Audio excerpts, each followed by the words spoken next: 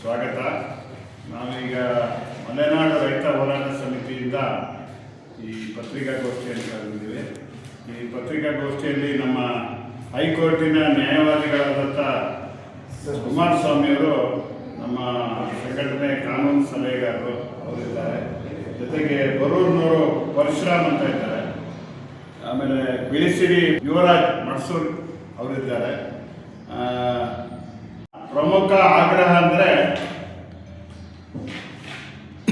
ನಮ್ಮ ಮಲೆನಾಡಿನಲ್ಲಿ ಮತ್ತು ಇತರೆ ಭಾಗದಲ್ಲಿ ಯಾವುದೇ ರೈತರ ಹಕ್ಕುಪತ್ರಗಳನ್ನು ವಜಾ ಮಾಡ್ತಕ್ಕಂಥ ಪ್ರಕ್ರಿಯೆಗಳನ್ನು ಕಂದಾಯ ಇಲಾಖೆ ಅಧಿಕಾರಿಗಳು, ಅರಣ್ಯ ಇಲಾಖೆ ಅಧಿಕಾರಿಗಳು ಮಾಡಬಾರ್ದು. ಜೊತೆಗೆ ನೋಟಿಸನ್ನು ಸಹ ರೈತರಿಗೆ ಕೊಡಬಾರ್ದು.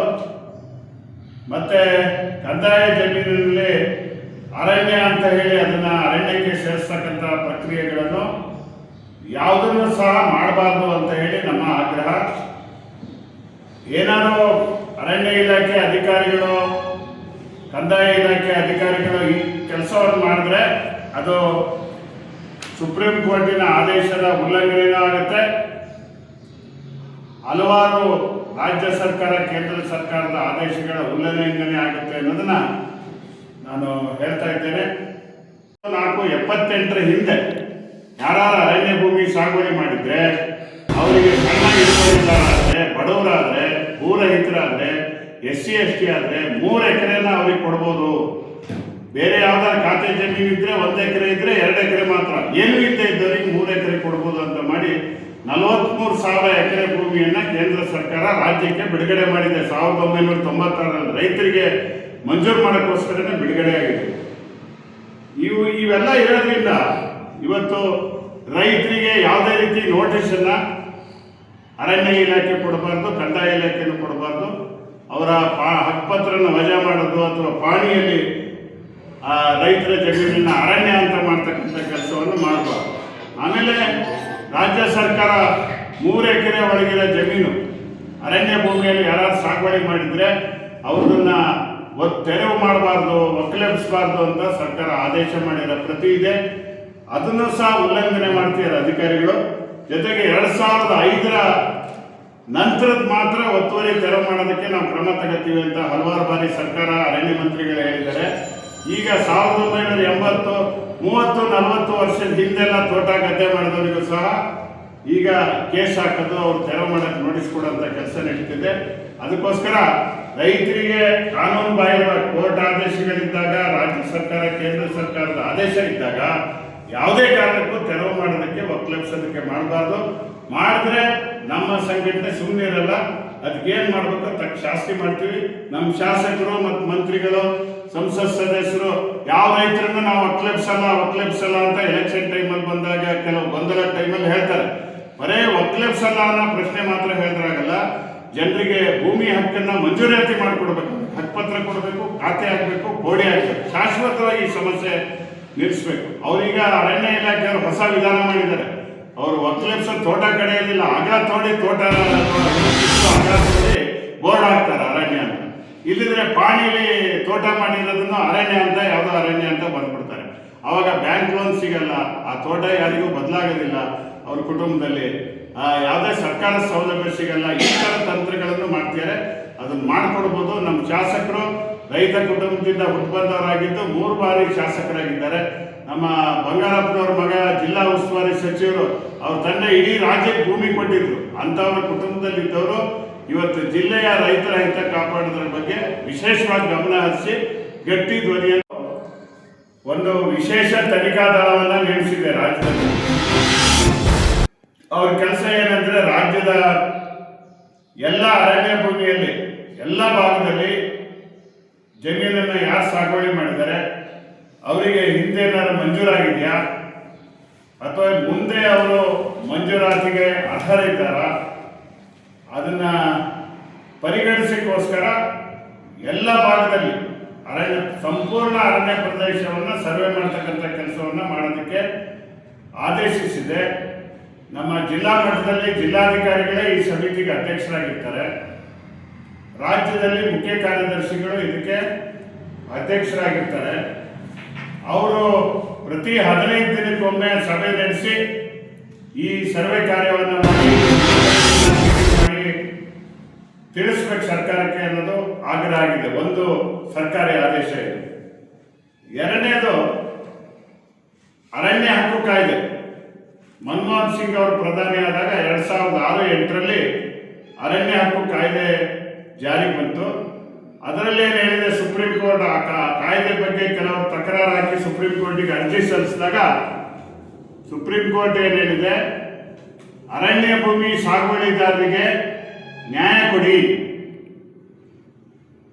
ಅವರ ಅರ್ಜಿಯನ್ನ ಪರಿಶೀಲನೆ ಮಾಡುವಾಗ ಅವ್ರ ಹತ್ರ ಏನಿದೆ ದಾಖಲೆ ರೈತರ ಹತ್ರ ವಿವರವಾಗಿ ಕೇಳಬೇಕು, ಪ್ರತಿಯೊಬ್ಬರ ಹತ್ರನೂ ಕೇಳಬೇಕು.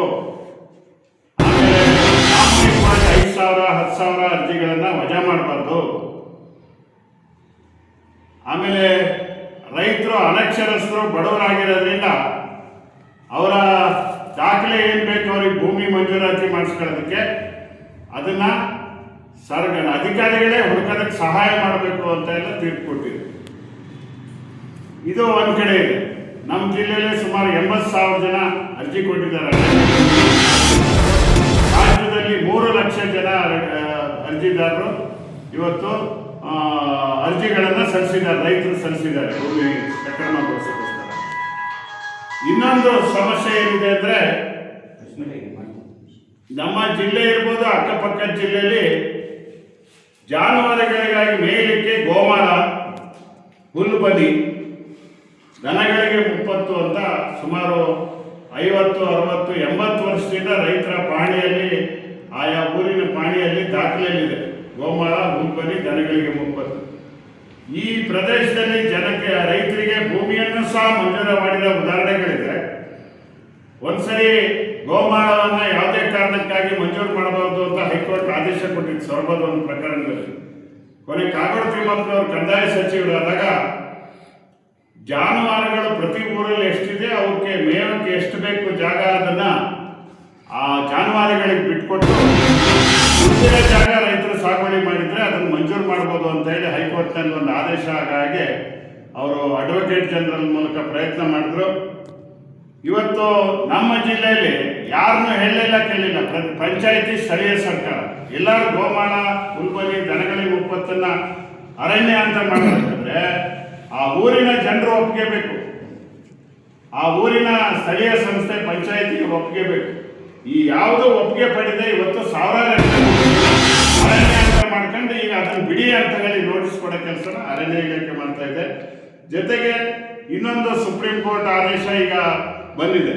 ಸೊಪ್ಪಿನ ಬೆಟ್ಟ, ಕಾನು ಮತ್ತೆ ಜಾಡಿ ಇವುಗಳನ್ನ ರಾಜ್ಯದಲ್ಲಿ ಅದು ಪರಿಭಾವಿತ ಅರಣ್ಯ ಅಂತ ಇವತ್ತು ಸರ್ಕಾರ ಘೋಷಣೆ ಮಾಡಿದೆ.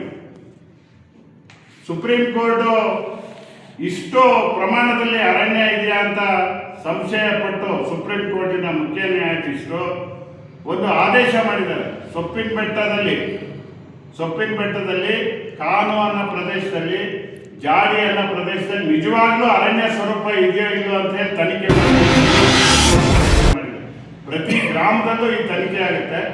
ಅರಣ್ಯ ಇಲಾಖೆಯ ಗಾರ್ಡು ಅಥವಾ ಫಾರೆಸ್ಟ್ರು ಮತ್ತೆ BDO ಸೇರಿ ಪ್ರತಿಯೊಂದು ಸರ್ವೆ ನಂಬರ್ನಲ್ಲಿ ಸೊಪ್ಪಿನ ಬೆಟ್ಟದಲ್ಲಿ ಬರೇ ಮರಗಳು ಮಾತ್ರ ಇದೆಯೋ, ಅಥವಾ ಸೊಪ್ಪಿನ ಬೆಟ್ಟ ಸ್ವರೂಪ ಕಳ್ಕೊಂಡೀಗ ಮಂಜೂರಾಗಿರೋ ಪ್ರದೇಶ ಇದೆಯೋ, ಅಥವಾ ಸೊಪ್ಪಿನ ಬೆಟ್ಟದಲ್ಲಿ ಅಥವಾ ಸೊಪ್ಪಿನ ಬೆಟ್ಟ, ಕಾನು, ಜಾಡಿಯಲ್ಲಿ ಊರುಗಳಿರೋದ್ರಿದೆಯೋ ಇದನ್ನ ಸ್ಥಳ ತನಿಖೆ ಮಾಡಿ ವರದಿಯನ್ನು ಕೂಡಲೇ ಕೊಡಿ ಅಂತ ಹೇಳಿದೆ. ಅದು ಈಗ ಆಗ್ತದೆ. ನಮ್ಮ ಕಾನೂನು ಸಲಹೆಗಾರರಾದ ಕುಮಾರಸ್ವಾಮಿ ಅವರು ಮಾತನಾಡ್ತಾರೆ. ನಮಸ್ಕಾರ. ಈ ಭೂ ಕಬಳಿಕೆ ಅಂತಕ್ಕಂಥದ್ದು ರೈತರಿಗಿಂತ ಹೆಚ್ಚು ಸರ್ಕಾರಗಳೇ ಕಬಳಿಕೆ ಮಾಡಿದ್ದಾರೆ. ಪ್ರಾಕೃತಿಕವಾಗಿ ಮನುಷ್ಯನ ಯೋಗ್ಯಕ್ಕೆ ಎಷ್ಟೆಷ್ಟು ಭೂಮಿ ಇವೆ, ಉದಾಹರಣೆಗೆ ಏನು ಈ ಗೋಮಾಳು, ಮುಪ್ಪತ್ತು ಇದೆಲ್ಲ ಏನಿತ್ತು ಅದೆಲ್ಲ ಪ್ರಾಕೃತಿಕ ರಾಜಮಹಾರಾಜನ ಕಾಲದಲ್ಲೂ ಒಬ್ಬ ಮನುಷ್ಯನಕ್ಕೆ ಯೋಗ್ಯವಾದ ಭೂಮಿ ಇತ್ತು.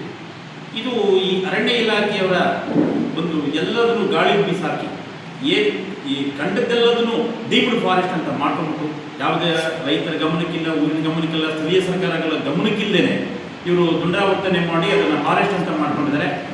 ಹಾಗೆಯೇ ಅರಣ್ಯ ಹಕ್ಕು ಕಾಯ್ದೆ ಅಧ್ಯಾಯ 3 ನಿಯಮ 5 ಪ್ರಕಾರ ಏನಿರ್ತದೆ, ಯಾವುದೇ ಒಬ್ಬ